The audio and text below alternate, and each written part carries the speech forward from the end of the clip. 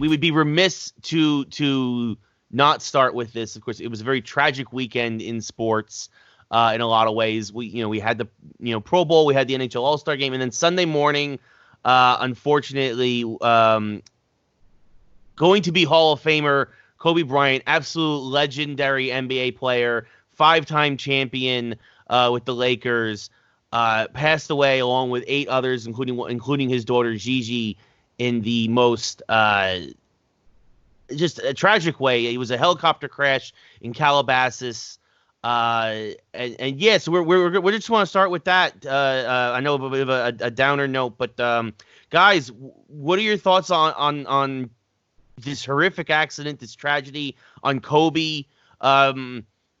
Mel, let's start with you. What were you thinking when you heard the news late Sunday morning, early afternoon? I mean, to be honest with you, I thought it was one of these like fake out things, just fake news. I didn't believe it. And then reports started coming across. I was getting ready to watch some Pro Bowl, and I turned over to NBA TV and ESPN, and like literally just for 5 hours sat there and watched this, and it was really, really difficult, actually. I can't think of somebody passing that has immediately had more of an impact like on the world. Just everyone kind of stunned, saddened, feeling the same emotion together. I couldn't believe it. And I grew up watching Kobe. I was like 14, I think, when he was drafted to the NBA. I'm not a Laker fan by any means, but it was just unavoidable to be a fan and to just be so caught up in what he was all about and his drive to win. And I spent the last couple of days with my daughters, like showing them his highlight reels after I heard this whole girl dad thing. That's totally me. I'm a girl dad. I got daughters 9 and 10, and suddenly Kobe just like hadn't thought about him in a while, but he's had a new impact in my life. So I'm sorry to see this happen, and all the rest of those on board, and his beautiful daughter as well. Lee, what about you? What were you thinking? You were in St. Louis when it happened. You were attending the All-Star Game festivities, but of course this transcended all sports. So this wasn't just basketball fans. This was everybody. What happened with what did you think when you heard? Yeah, it rattled me, man, bad. I'll tell you, like I was just leaving the gym, and Travis, who is my co-host on another show, said, "Hey, show me his phone." Just like Mel, first thing I did is like, well, what's the source on this? And then I looked at the news feed, and I was like, oh my God, this is real.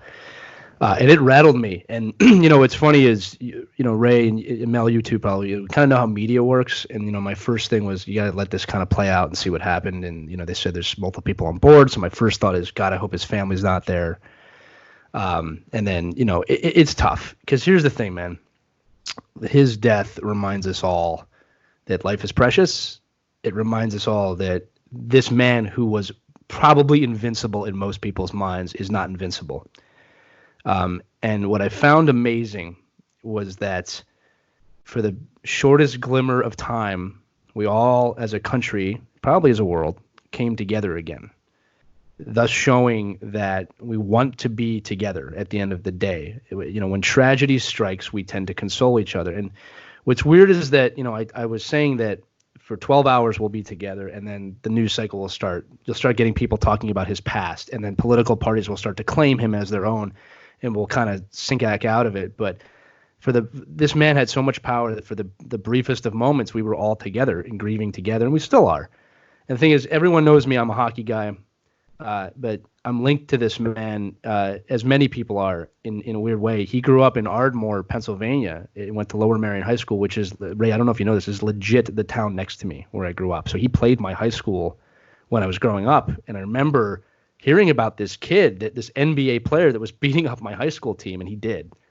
And then, obviously in 2001 beating the Sixers. So he's been this presence in my life. But the biggest impact I wanted to say was, I read Phil Jackson's book. I read a lot about Kobe. Kobe Bryant, and there's a lot of athletes that have done this for a lot of people, but Kobe Bryant is the first athlete that, through reading about him and watching him, really taught me what it takes at a competitive level to make it. Not just in basketball, but in everything. And he applied that never die logic to everything. Everything. He put everything in it. Losing was not an option for him. And, when I think about the endeavors in my life, I started to realize how much of an influence he was in me on me, and that's why it rattled me. And then obviously also, and Mel, you said this, you're a father. I'm a father. You know, when you hear that someone and multiple daughters on that plane, I mean, sorry, the helicopter, it's devastating. My first thought is with the family. The only solace I took, and I don't know if you guys read this, but the only solace I took was I read yesterday that it sounded like the helicopter kind of went right into a hill, like there was an impact, right? It wasn't like this slow kind of thing. And I actually took a little solace in that because it sounds like it was very quick. And the worst thought I can think of is that man, you know, knowing they're going down with his kid in the plane. Like that terrified me. I'm being very real with all of you right now. It terrified me, that thought. And it teaches us to hug your loved ones, and you just don't know when it's going to happen, and you got to take it a day at a time and live in the moment and really enjoy the moment. And like I said, super somber thoughts right here, but I'm being real about it. Like his legacy is going to live on. He had a massive impact on the world in sports, but everything. Man won an Oscar. Yeah. You know, so I hope that we notice that time when we were all together. I hope that gives me hope again for us as a species, really, that we can come together. And it is that big of a deal for me. Like we came together again. I haven't seen that since 9/11. That should say the impact this man had on people. So again, sorry for going a little long there, but you know, I've been thinking about him since this happened. It really rattled me. And this is the first time I publicly spoke about it. So I appreciate both of you listening to it. Yeah, no, it for me too. I think that when it happened, you kind of don't believe it at first. You think it's some sort of a hoax, right? Like everybody, like you guys, you search multiple news sources, you search, but NBA TV was reporting it, and ESPN was reporting it, and I hate to be negative, but also shame on TMZ for reporting it before the police could notify the family. Yeah. That turned my stomach when I found that out. But I'm sorry, you know, to celebrate Kobe and to, you know, Mamba mentality. I think something now is something that people are going to really embrace, you know, and that's going to be, I think he's going to leave a legacy like few people have before him. I mean, it's a shame that he wasn't able to build on that legacy, because to think of the legacy he's going to leave in the short time he had here just shows how impactful he was as a player and as a person. It's a great point. Right? Yeah. You know, a lot of people, I think, are going to become to try and find the light at the end of the tunnle, I guess, you know, is that I think this is going to inspire a lot of people. Yeah, absolutely. People are going to look to him as the inspiration that he was.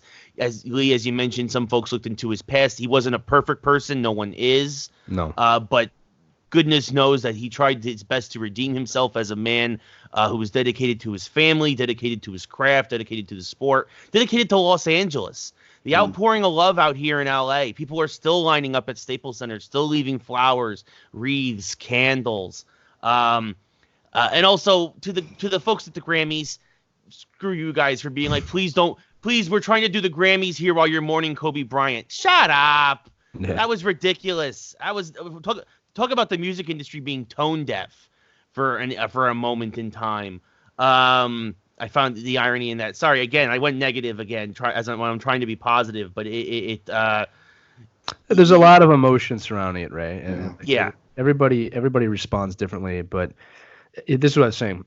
If you're responding, you care, whether it's really negative or really positive. There's just no denying the impact that this man had on humanity. And I think a majority of it is positive in terms of, like I said, what he was able to do to inspire people. And it's a loss. It's a magic loss. And like I said, a lot of people hugging their loved ones more. And that is a win. Kobe wins. That's a win. Not that we want him not to be here, but he will never be forgotten. There's just no other way to say it. He's never going to be forgotten. You know, there's also a few celebs who have been, you know, finally speaking out publicly and just saying, like, this is changing the entire way that they're going to operate and how they're going to deal with people and with problems. They're just realizing things about life and the impact that Kobe had on them. I read a thing about 50 Cent this morning. I saw Shaq's response last night. You know, the guy, I mean, he's broken, and he's just saying, like, I got to be better as a person. So I think Kobe's legacy, you know, is going to, I hope you can already see it starting to impact society and his post-life legacy. So we'll see what happens here.